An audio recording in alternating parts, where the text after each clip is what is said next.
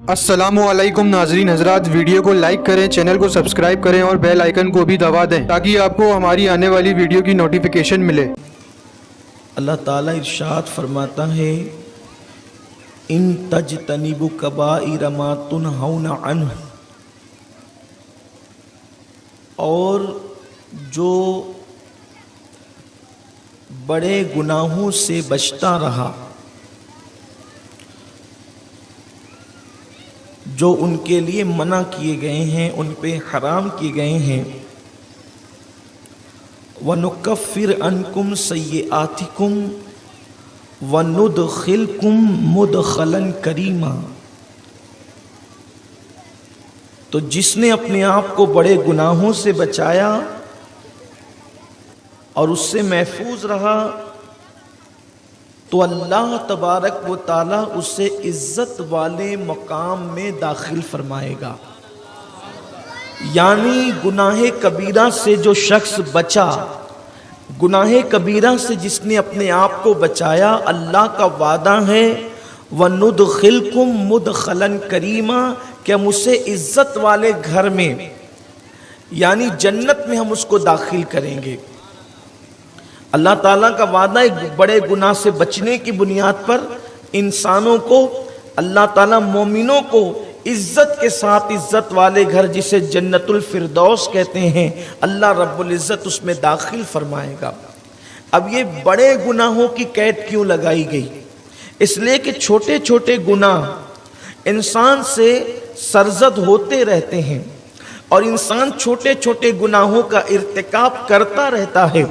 बल्कि एक हदीस पाक में यहाँ तक कि आया है कि अगर बंदा कोई बड़े गुनाहों से अपने आप को बचाए और उससे छोटे गुनाह हो जाए, तो अल्लाह तबारक व ताला बड़े गुनाहों से बचने के सदक़े में उसके छोटे गुनाहों को यूं ही माफ़ फरमा देता है।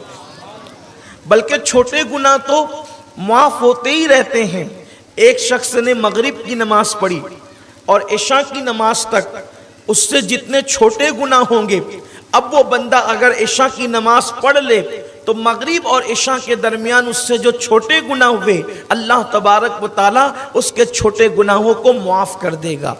इसी तरीके से इशा की नमाज पढ़ी और फजर की नमाज तक उससे जो छोटे छोटे गुनाह होते रहे, फजर की नमाज की बरकत से इशा और फजर के दरमियान उससे जो छोटे गुनाह हुए थे, अल्लाह तबारक व ताला उन छोटे गुनाहों को माफ कर देगा। इसी तरीके से बंदा जब वुजू करता है तो दो वुजू के दरमियान जितने छोटे गुनाह हुए थे, अल्लाह तबारक व ताला उसके छोटे गुनाहों को माफ फरमा देता है। लेकिन याद रखना, छोटे गुनाहों को ये समझ करके मत कर लेना कि मैं वुजू करूंगा तो माफ हो जाएंगे, मैं नमाज पढ़ूंगा तो माफ हो जाएंगे। बड़ी माजरत के साथ और बहुत ख्याल रखने की ये बात है, गुनाह कोई भी हो गुनाह है।